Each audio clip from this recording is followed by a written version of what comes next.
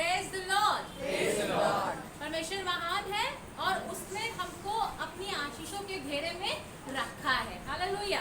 यकीन करते ना कि आप आशीषित हैं। हम आशीषित हैं क्योंकि हम प्रभु यीशु मसीह को जानते हैं।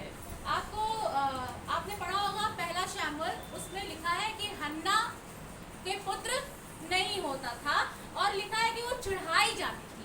उसके दुख का कारण ये था कि पनिन्ना उसे ये कह के चढ़ाती थी कि यहोवा ने इसकी कोख बंद कर रखी है।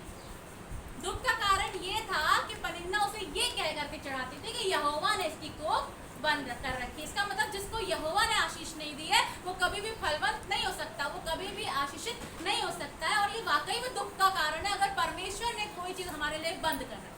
परमेश्वर ने अगर कोई रास्ता हमारे लिए बंद कर रखा है तो ये दुख का कारण है, क्योंकि वो खुल नहीं सकता है। और जब मंदिर जाने का समय होता था तो पनिन्ना और अच्छे से चढ़ाती थी और तेजी से चढ़ाती थी और मतलब और उसको मजा आता था कि अब इसको और चढ़ाएंगे कि यहोवा ने इसकी ताकि वो यहोवा परमेश्वर से उस रीति से प्रार्थना ही ना कर सके, क्योंकि परमेश्वर ने ही तो उसकी कोख बंद कर रखी है। उसका दुख जो था वो डायरेक्ट खुदा से जुड़ा हुआ था। खुदा आप ही ने तो मेरी कोख बंद कर रखी है।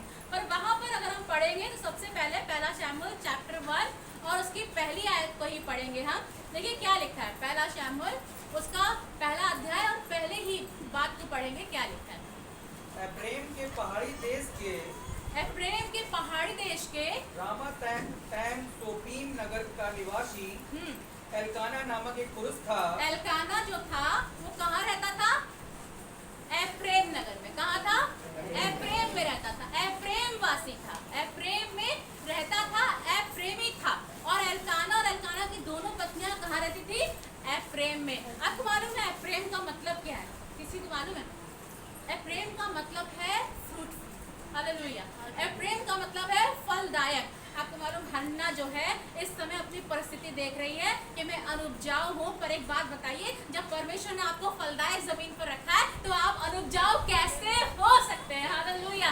मुझे इस बात से इतनी बरकत मिली जब मेरा ध्यान एफ्रेम पे जाकर के रुका। इसके आगे मैं बढ़ नहीं पाई और मैंने एफ्रेम के बारे में जब जाना, देखा अरे wonderful, it is so wonderful कि जब परमेश्वर ने मुझे फलदायक जमीन पर रखा है तो इसका कोई मतलब नहीं कि आज कुछ निराशाएं दिख रही हैं, आज कुछ चीजों में लग रहा है कि कैसे होगा, ये कैसे होगा, वो कैसे होगा, चर्च कैसे बनेगा, बिल्डिंग कैसे बनेगी, ये सब चीजें कहाँ से प्रोवाइड होंगी, ये वाली कमी वो वाली कमी। आज जरूर लग रहा है कि कैसे होगा, बट मुझे ये भूलना नहीं है कि परमेश्वर ने मुझे फलवंत जमीन पर रखा। खोलू मैं किचन में काम कर रही थी और काम करते करते मैंने प्रार्थना करनी शुरू की, खुदा मुझे ये याद रहे कि मैं फलवंत जमीन पर रखी गई हूँ। हालेलुया। मालूम कई बार हम निराश क्यों होने लगते हैं? क्योंकि आपको मालूम ही नहीं, जो चीज फलवंत जमीन पर रखी जाएगी वो अनुपजाऊ कभी भी नहीं होगी, उससे पैदा होगा। हमारे परमेश्वर ने उसकी कोख खोली। क्यों परमेश्वर ने उसकी कोख बंद कर रखी थी? जब वो फलवंत जमीन पर थी तो क्यों परमेश्वर ने उसकी कोख बंद कर रखी थी? क्योंकि परमेश्वर ने उसको चुना था कि परमेश्वर उसको बड़ी महिमा दे। हालेलुया। परमेश्वर ने चुना था कि परमेश्वर उसको बड़ी आशीष दे। आपकी जितनी बड़ी परीक्षा है उतनी ही बड़ी आशीष भी है, इसलिए स्थिर खड़े रहिएगा, मंदिर में जाना नहीं छोड़िएगा। चढ़ाए जाएंगे, कुड़ाए जाएंगे, शायद ऐसी ही बात लोग आपसे कहेंगे यहोवा ने तुम्हें आशीष नहीं दी है, जहाँ तुम जाते हो वहाँ जाने से कोई फायदा नहीं है, पर जाना नहीं छोड़िएगा, आना नहीं छोड़िएगा, परमेश्वर के समीप जाते रहिए। क्योंकि आपको नहीं पता है, कुछ बातें हमें मालूम ही नहीं होती है, क्योंकि हमारा इतना ध्यान ही नहीं होता, इतनी बुद्धि नहीं होती। हमें क्या मालूम है प्रेम का क्या मतलब है? क्या मालूम था हन्ना को कि वो कहाँ रखी गई है? अरे फलदायक जमीन पर रखी गई है, कैसे अनुपजाऊ हो सकती है? और वो जाती रही परमेश्वर के घर पे और इतना बढ़िया एल्काना का रोल था, उसने पॉजिटिव बातें अपनी बीवी से करी। जितना वो कुड़ाई चढ़ाई जाती थी एल्काना उतना ही ज्यादा हन्ना से प्यार करता था। आप मालूम है यीशु मसीह आपसे बहुत प्यार करता है। अगर आप चढ़ाए जा रहे हैं, कुड़ाए जा रहे हैं और लोग आपको कह रहे हैं तुम्हारे जीवन में आशीष नहीं है, तुम्हारे जीवन में आप फलवंत हो ही नहीं, देखो कितने परेशान हो, इतने दिनों से जा रहे हो, घर नहीं उतर पा रहा है, मैं सच बता रही हूँ, जाते रहिए जाते रहिए। एल्काना के लिए मैं बहुत धन्यवाद करती हूँ। एक अच्छा पति, वो पनिन्ना को तो प्यार करता था, उसके बच्चों को दान दिया करता था कि जाना और यहोवा के भवन में जाकर के ये दान चढ़ा देना। पर लिखा है कि वो हन्ना को दूना दान दिया करता था, वो हन्ना से बहुत प्रीति रखता था, जबकि हन्ना फलदायक नहीं थी। हन्ना के जीवन में कोई औलाद का सुख नहीं था। हन्ना के जीवन में यहोवा ने कोख बंद कर रखी थी, पर एकदम यीशु मसीह काम था कि तुम आगे बढ़ो। क्या मैं तुम्हारे लिए 10 पुत्रों से कम नहीं हूँ? हालेलुया। उसकी वो बात उसे एनकरेज करी और वो जाना नहीं छोड़ी और गई और यहोवा से प्रार्थना करी। मैंने आपसे कहा था ना कि परमेश्वर पिता हमको आशीषित रखा है। कैसे हम आशीषित हैं? क्योंकि हम आसमान के खुदा को जानते हैं। जब हम यीशु मसीह को जानते हैं तो हम ब्लेसेड हैं, हम आशीषित हैं। अगर हम मेटेरियलिस्टिक आशीषों को ढूंढते हैं, चीजों की आशीषों को, तो हाँ आज नया पहना है, पर जरूरी नहीं कि हम रोज नया पहने। पर हम आनंदित हैं क्या? हमारे अंदर शांति है क्या? हम खुश हैं?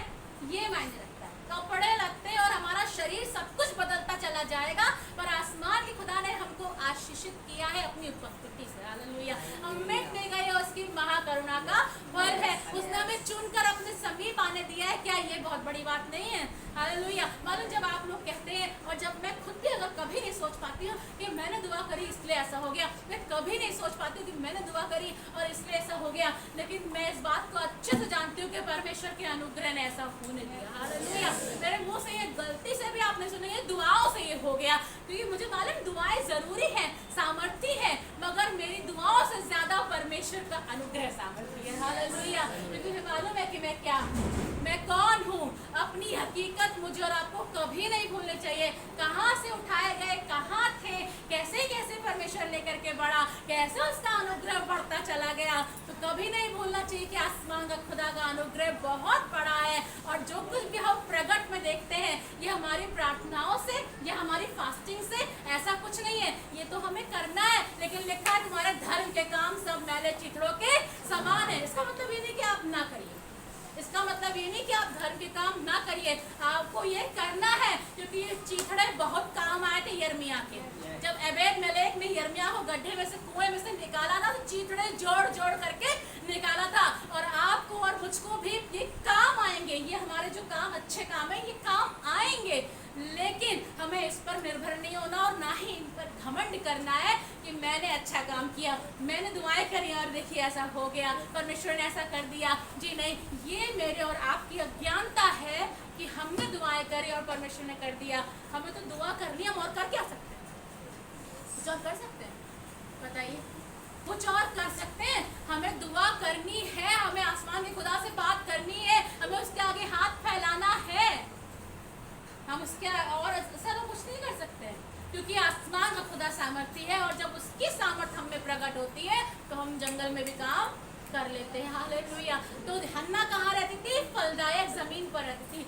आपको परमेश्वर ने फलदायक जमीन पर रखा है, और यदि अगर आज अनुपजाऊ चीजें दिखाई पड़ रही हैं, जहाँ बंजर चीजें दिखाई पड़ रही हैं, तो याद रखिएगा ये बंजर नहीं रहेगी, क्योंकि आसमान का खुदा एक दिन आपको बड़ी महिमा देगा। जब हन्ना को शमूएल दिया, तो शमूएल के बाद 5 और बच्चे दिए, क्योंकि हन्ना ने अपनी बात रखी। हालेलुया। परमेश्वर ने सबसे बड़ी आशीष जो उसके जीवन में खोली वो थी शमूएल। अब हन्ना पहचानी जा रही, वो देखो शमूएल की माँ जा रही है। हालेलुया। शमूएल एक बड़े भविष्यवक्ता है, शमूएल राजाओं का अभिषेक करते थे। तो आसमान के खुदा ने आपके और मेरे लिए बड़ी आशीष रखी। जितनी बड़ी परीक्षा है, कभी मत सोचिएगा कि आशीष नहीं है। इतने दिन हो गए, इतने साल हो गए, चीजें रुकी हुई हैं, पर उसके भवन में जाना नहीं छोड़िए, उसके सम्मुख जाना नहीं छोड़िए, उससे प्रार्थना करना नहीं छोड़िए, क्योंकि वो आपके लिए तत्पर है। उसने एक समय निर्धारित करा है कि वो आपको आशीष देगा, और जरूर देगा, आपको फलवंत करेगा और जरूर करेगा। क्योंकि जैसे हन्ना नहीं जानती थी कि वो एफ्रेम में रहती है, और एफ्रेम का मतलब है फलदायक जमीन, ऐसे ही मैं और आप भी नहीं जानते कि मैं और आप रहते कहाँ हैं, मेरा और आपका गढ़ कौन है। कई बार नहीं जानते और भूल जाते हैं और इसीलिए निराश हो जाते हैं, पर मैं और आप प्रभु यीशु मसीह में रहते हैं। हालेलुया। वो हमारी चट्टान है, वो हमारे अंदर रहता है। हम कैसे निराश हो सकते हैं? निराश मत होइए, पर आशा रखिए कि एक दिन परमेश्वर आपके अंदर से उग जाएगा, आप फ्रूटफुल होंगे, आपको खुदा फलदायक बनाएगा, क्योंकि उसने आपको पहले से ही आशीषित रखा है और फलदायक जमीन पर रखा है। तो वो आपको आशीष दे, आप पहले से ही आशीषित हैं, आप यीशु मसीह को जानते हैं। Praise the Lord.